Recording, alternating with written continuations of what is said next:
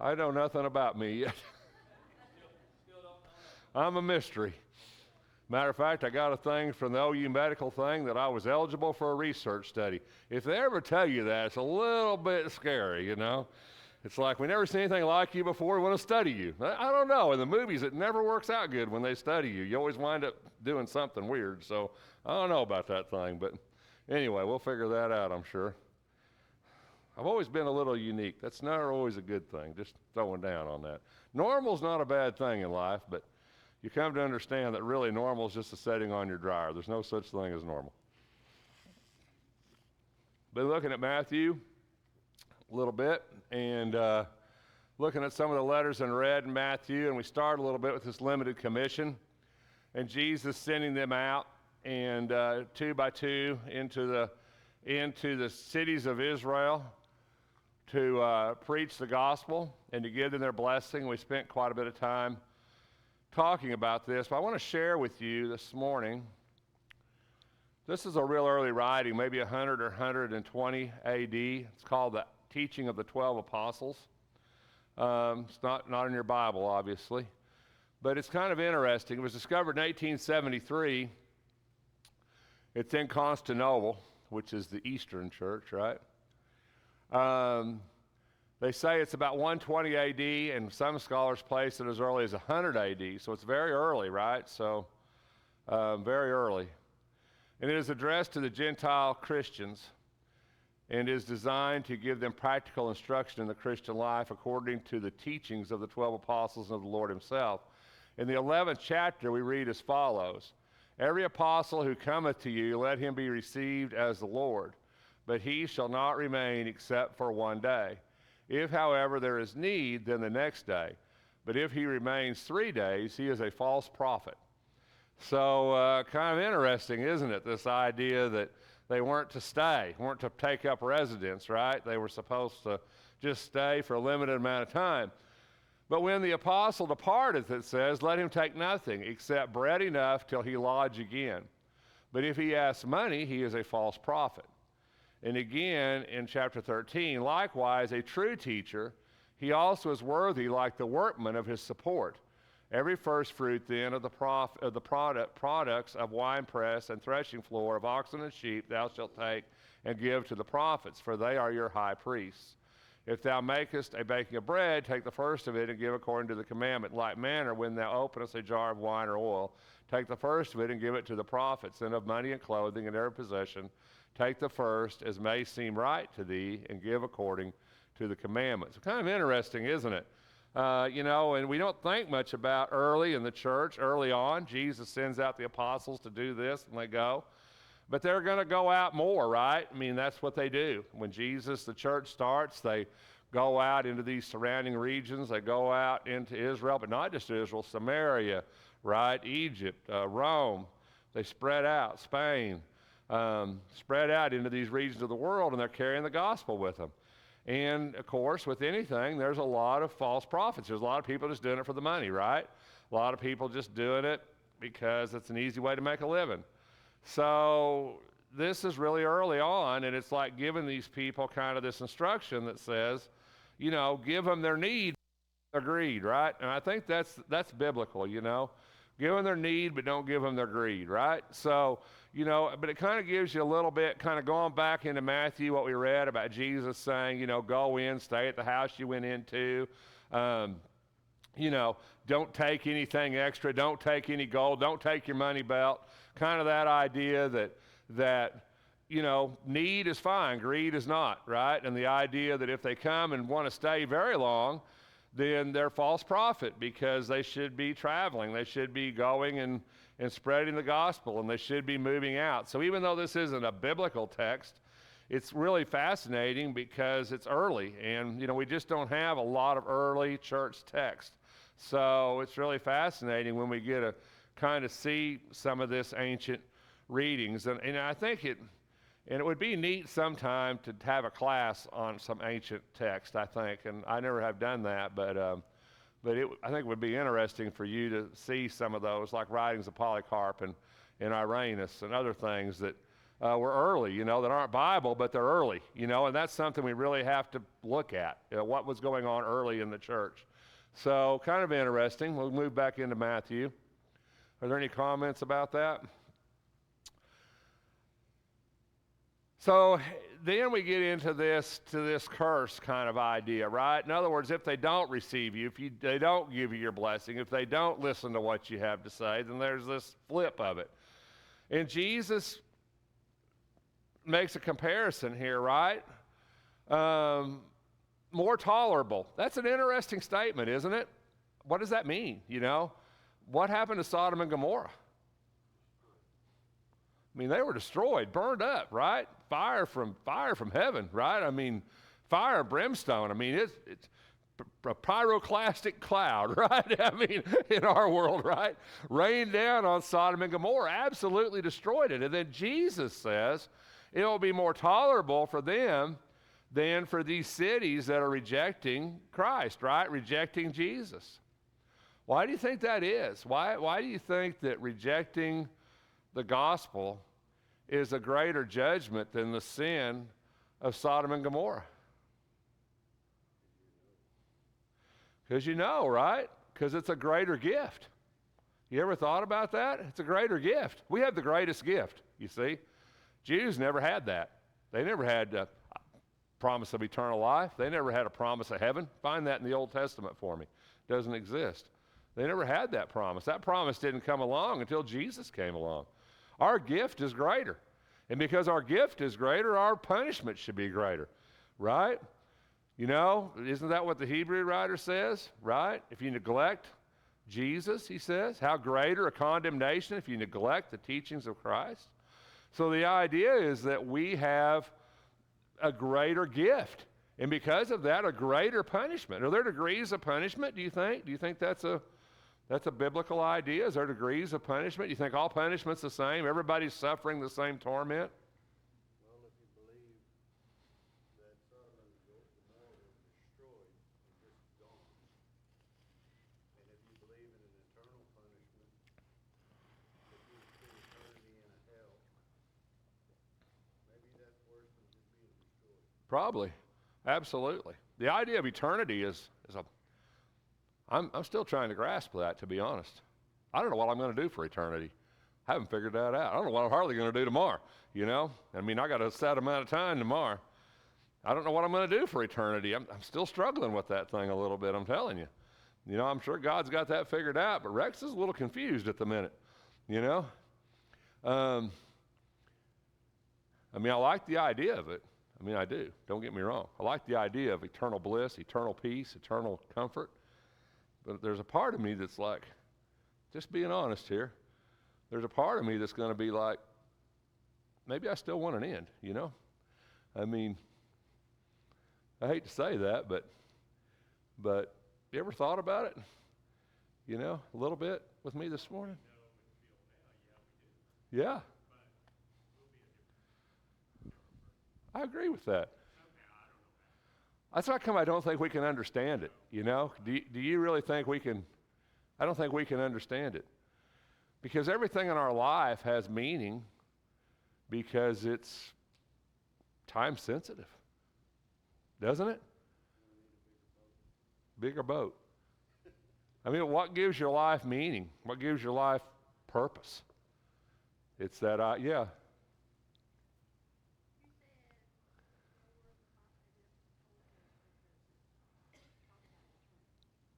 Heaven.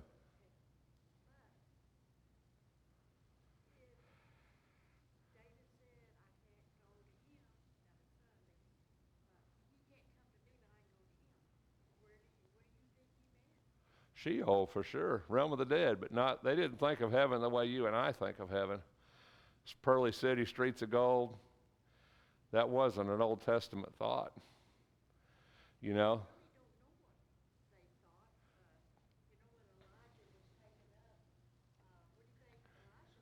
the fiery chariot. Yeah, well, that's probably about the 2 cases in the Bible, or 3. Enoch was translated, never saw death, There's little glimpses of it, but it wasn't their thought, and it's still not their thought in Judaism. It's still not the Jews' thought. They don't, Jews don't think of eternity, they don't think of death the way you and me think of death. It's not the same concept. Some Jews think you just cease to exist. Some Jews think that, a lot of Jews think that, your legacy, your eternity is in your offspring, basically, that you continue through your offspring. There don't have the idea of you still today of heaven that you and I have of heaven, The Sadducees in the times of Jesus didn't believe in angels or the resurrection, right? Now, I don't know that means they didn't necessarily believe in a life after this, or if they just didn't believe in a physical resurrection. And I don't think we'll ever have the answer to that question because there are no Sadducees today. But they don't have the view of eternity that you and I possess, When we think of eternity, we think of being with Christ, right? We think of being where Jesus is. We think of the garden. And maybe that, to some extent, was their view. Maybe that was Jesus, when Jesus was on the cross and he said, today be in paradise. He didn't say be in heaven because that would have been foreign. That would have been a foreign concept. And the Greek word is not heaven there. The Greek word is garden. That was more their idea of eternity maybe than ours. I don't know for sure. We just have to we take these little glimpses of things, we don't know. We're not there, we don't really know to ask. But, Jesus on the cross, he didn't say you're going to be with me in heaven today. He said you're going to be with me in the garden today,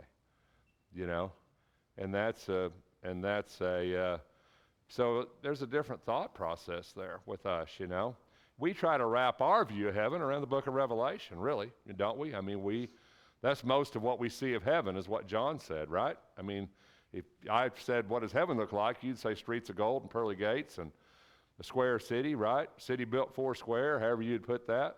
Where do we get all that? Revelation, right? We don't get that any place but Revelation, We're looking at John's picture view of what heaven is, but he can't explain it no more than he can't explain it, and we can't understand it. I mean, it's just one of those things that we just have to have faith. So I think punishment, are there degrees, right? Are there different degrees of punishment? You think? You think everybody's going to get punished the same? What does the Bible say about that, do you think? Is the punishment forever? Is punishment going to end? Is there an end to punishment? Some people believe there is based on the book of Revelation. Some people believe there's an end. God's going to destroy them. They're going to cease to exist. Jesus says, I'm going to burn them like chaff, right? I'm going to burn them up like chaff. They're not going to be there anymore. Some people think there's an end. Judgment. Some people think the end of the world, judgment of the end is going to be the end of hell, the end of that punishment. It's going to be destroyed. There's not, it says there's an eternal fire. We understand that. Prepared for the devil and his angels, there's an eternal fire. But is there an eternal punishment for the soul of man? Well, there's arguments both ways, But are there degrees of punishment? What does the Bible say about that? Is the worst evil, most evil person on earth going to save the same punishment as somebody who was a really good person and just didn't ever obey the gospel, do you think?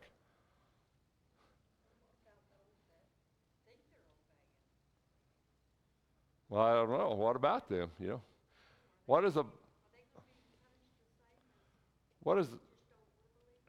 Bible say about hell?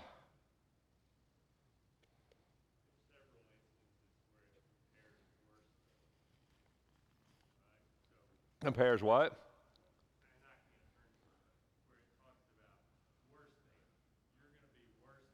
Right, worse than. It'd be better for you not to have known the way of truth and to know that it had departed, right?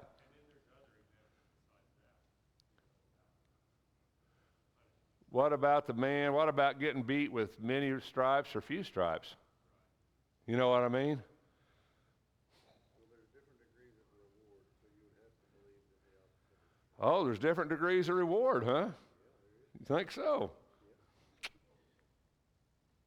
Why do we think that? How many degrees are going to be in your country? Yeah, I think there's degrees of reward. I believe the Bible supports that. I think it says that your works follow after you. Your treasure's in heaven. Lay up your treasure in heaven. Why would you lay it up if it didn't make a difference? Right?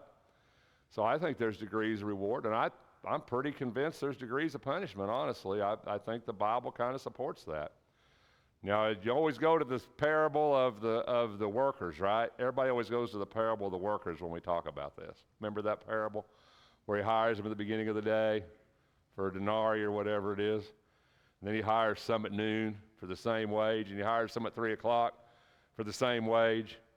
And then he brings them all in, and he says, he gives them all their money, and the ones hired at the first said, this isn't fair because you gave the ones at the last the same. But I really think that's just talking about heaven. Yeah, go ahead, Jennifer.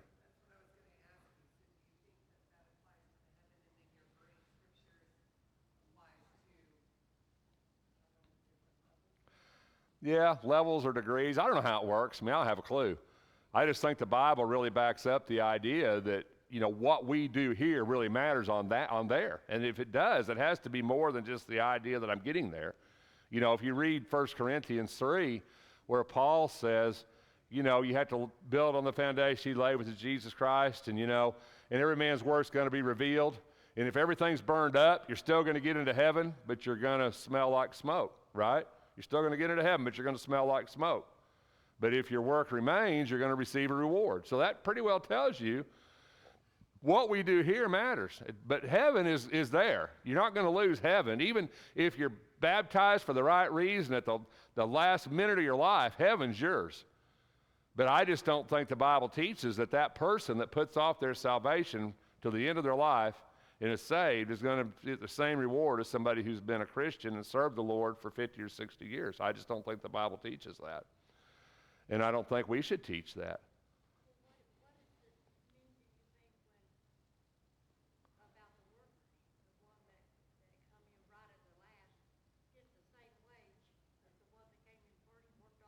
He's going to get heaven. You're going to get heaven. That's your wage. That's your promise. That's your promise. Everybody's going to get heaven. It doesn't matter if you're baptized in the last breath. If you're obedient to the Lord and your heart's in the right place and you're saved in the last day, you're going to go to heaven. Just like all of us are going to go to heaven. Yeah.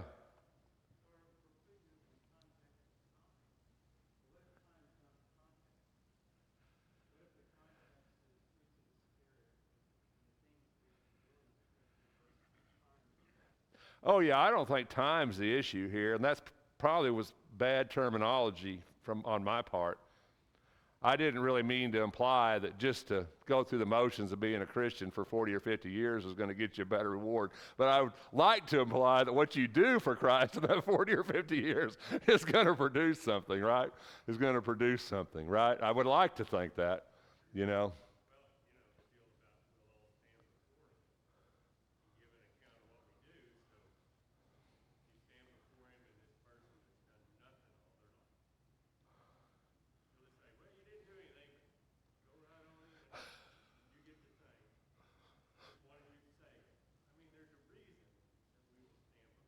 Right. Yeah, when you draw your last breath here, heaven or hell's done. Yeah, right. Yeah. Uh-huh. Yeah, the talents, right? The man that had 5 talents, the man that had 3, the man that had 1, right? Even though you went to work with the rest of them guys and got a full day's wage, you got heaven. Yeah. He's been working there for a year, he's got more. Right. Yeah. Yeah. No, and that's why heaven is a promise. You know, heaven's not something that you're not going to earn that. You're not going to earn it. You're not going to earn your way to heaven or work your way to heaven. So, you know, heaven is your promise. That's your promise. That's your guarantee. Heaven's your guarantee, right? But I still think your life here matters. I think what you do, how you live, the lives that you touch makes a difference in your eternity. I believe that with all my heart. And I promise you, the Bible says, it says that the first will be last and the last will be first, right?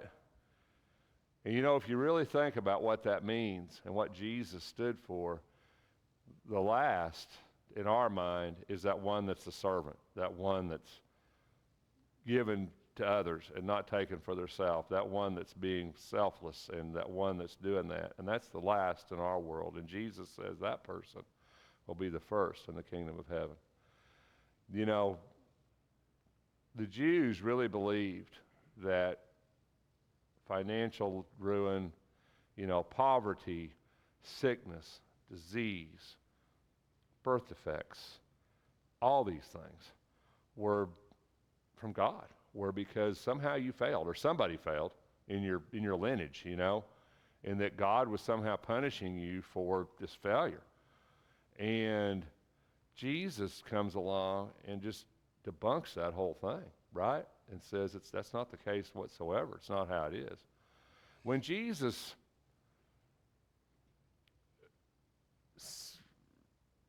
dealt with people who were the undercurrent of society, I don't know exactly how I should say this. When Jesus dealt with people that way, the Jews weren't just criticizing him for not spending time with who they thought he should spend, the elite. The Jews were criticizing him because, in their opinion, he was spending time with people that God had essentially condemned. You understand what I'm saying? I mean, they were people God had already condemned. God had already passed judgment on their lives. And Jesus walks into their life and says, it's not how it is. The man born blind, it's got to be one of the greatest miracles in the entire Bible, right? I mean, the man born blind. Yeah.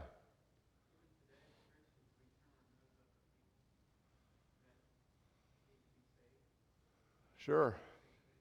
Do we think people are worthy of salvation? Do we think some people aren't worthy of salvation? Certainly we can. I mean, and people do. But I've come to the realization that we don't know that. The man born blind, what was the question? What I love about that parable is the hardness of the apostles' hearts.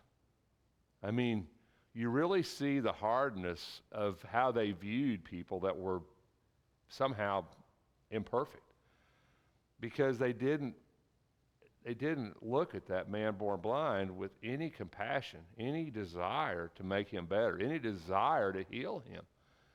None. When they looked at the man born, if you really read that story, and I think what really stands out to me in that story is that the apostles looked at the man born blind standing next to a person who they knew could heal him, and instead of even saying anything about that, they question Jesus and say, who sinned, this man or his parents?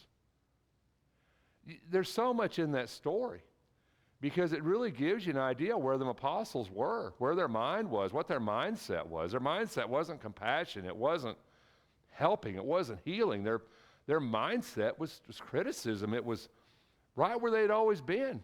Something's wrong. There's sin here. That God's punished this man because of sin.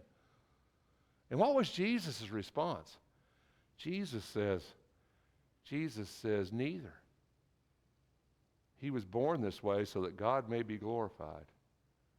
And that in itself is an unbelievable statement, because how would you take that if you were that man that was blind from the day you were born, and you said, I've been blind my whole life. I walked into walls and my family's disowned me, and I'm sitting on the street begging, and I'm covered in this filth of the street, and Jesus, you're telling me you did that to me all this time so that later in my life you'd come along here and heal me, that God could be glorified? And I thought that way for a long time. I even read books that alluded to that idea, and then it finally came to my realization it's not at all what Jesus was saying. Jesus was saying God can be glorified even in things that aren't perfect, is what God was saying. God was saying his faith can glorify God even in this imperfection, even in this blindness, even still God can be glorified. God can be glorified in imperfection. And we don't like to think that. We think God's about perfection, and God can be glorified in what's perfect and what's beautiful, and that's so far from the truth. God's glorified by humility and faith, and God's glorified by people who are in the trenches and doing the dirty work and not what we think. The glory of God is in the people of God, and it's never was imperfection. None of us are perfect, right? And that's what Jesus was telling him. And so when we talk about heaven and we talk about hell and we talk about God, and those are things that we try to wrap our head around the concepts of them, and it's really, really hard to do.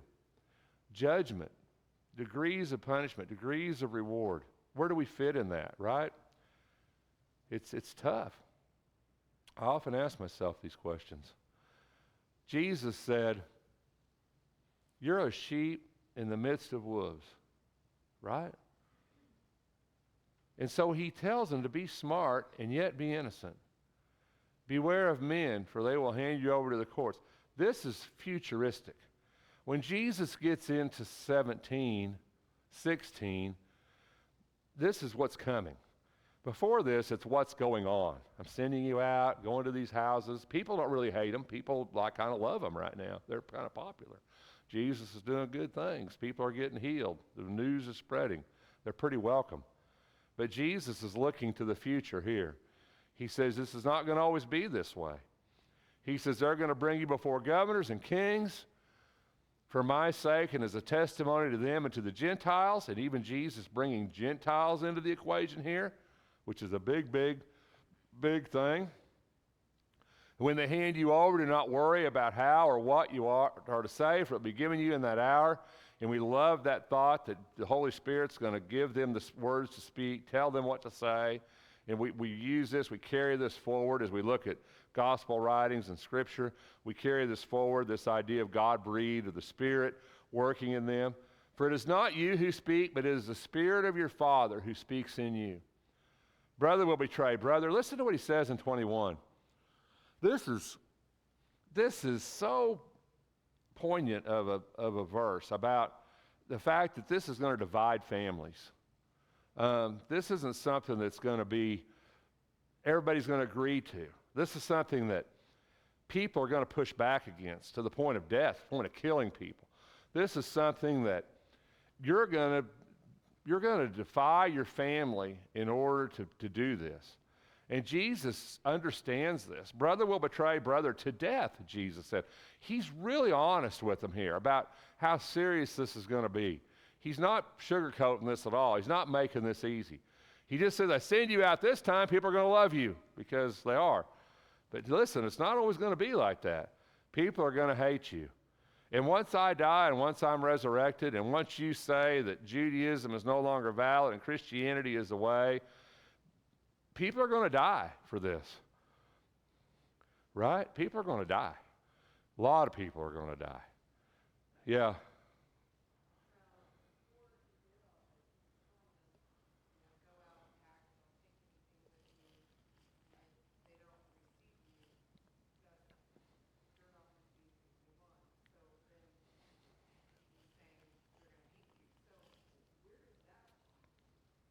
Where does what now?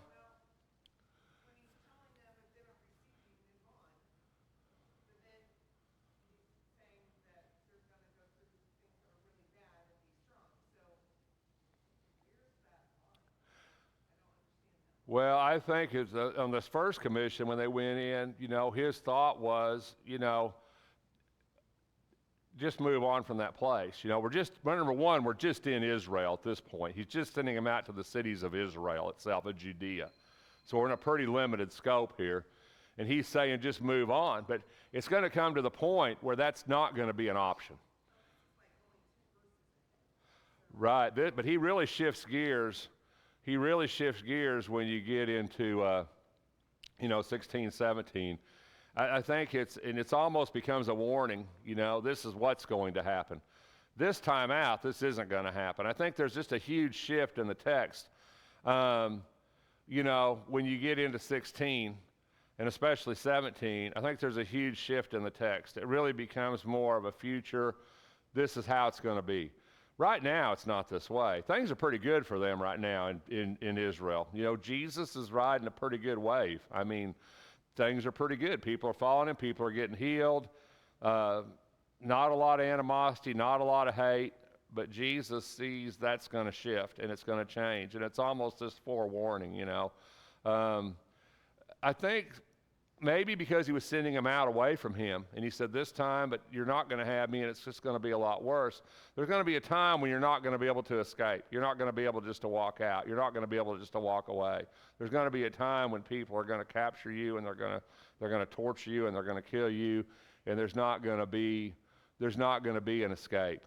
Even what they said caused problems, right? If you go to Acts, when Peter speaks to him in the temple and they throw him in prison, even their very words that the Holy Spirit's going to give them to speak are going to be words that's going to bring persecution into their lives. It's going to be unavoidable. It'd be nice if they just could have went to another city or went to another town or went to another place, but there's going to be the day when that's not going to happen anymore. They're going to have to stand their ground. They're going to have to stand in the midst of the fire. And I think, that's the shift in the verse. That's where it shifts. In 16 maybe kind of, 17, 17's not going to happen till later. I mean, this is going to be later. This is going to be after Jesus is resurrected. So I just think there's a verse shift in that. I think there's a time shift in that. And Jesus is saying, this time, if you really go up to 15, up to 16, this time it's going to be pretty mild. People are going to probably receive you. People are probably going to want you to stay. When you start performing these miracles, people are going to want to lavish gifts on you. Don't take them. But this is going to change. And I think he's looking towards a future time, time in the near future. And this idea that this animosity is going to exist. Father against child. Children will rise up, it says, against their parents and cause them to be put to death. And we know this is going to happen. We know this is in their future. You'll be hated by all because of my name, but it is the one who has endured to the end who will be saved. But whoever they persecute you in one city, flee to the next. See, once again, run. But they're not always going to be able to run. This is going to get so bad. For truly I say, you'll not finish going through the cities of Israel until the Son of Man comes. Interesting thought, isn't it? We talk about the Son of Man comes. What's this say? This gives a time frame for it. You won't finish going through the cities of Israel until the Son of Man comes. Interesting, isn't it? When's the Son of Man going to come? Well, Jesus says he's going to come. He's already came. Right? So, kind of an interesting verse, isn't it? A disciple's not above his teacher, or a slave above his master. I think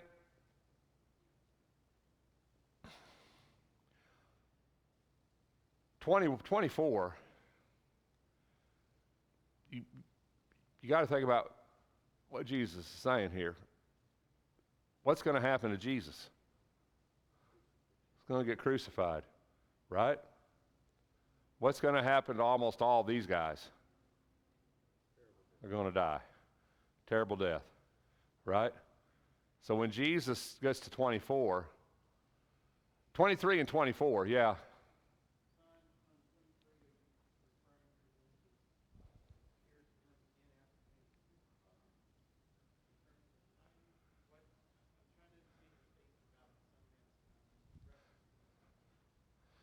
So when we get into Matthew 23 and 24, we're going to circle back on this. Yeah.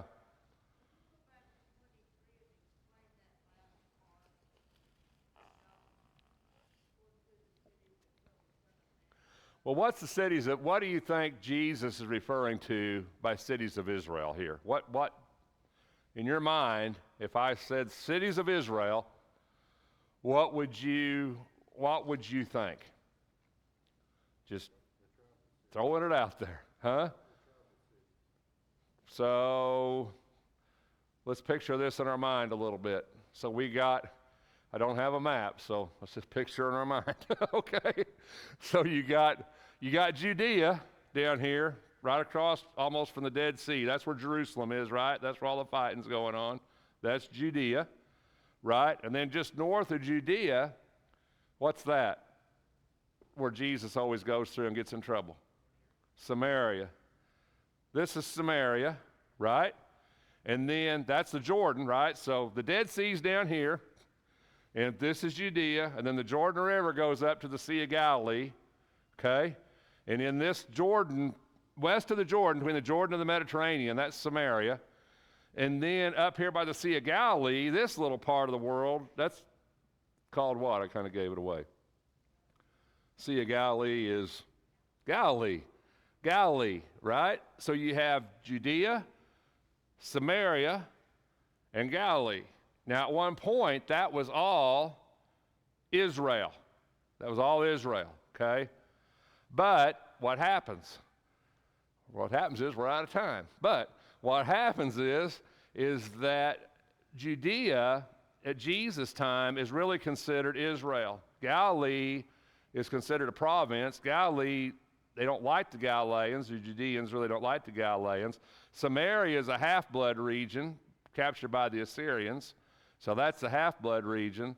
So when Jesus sends them out of this commission, he says, go to the lost sheep of the house of Israel. And when Jesus is saying that, Jesus is talking, I think, predominantly here about Judea, about that region. So I think that's the cities we're talking about, is mostly in there. Now, if we stretch that up to Galilee, it'd be Capernaum and all those other cities up around that northern region. But either way, it's not a huge area of the world, either way you look at it. This is something they can do on foot. This is something they're going to do. They're going to go to all these places.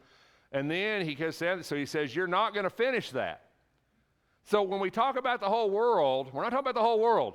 We're talking about from the Sea of Galilee to the Dead Sea, from the Jordan to the Mediterranean. This is a piece of ground that's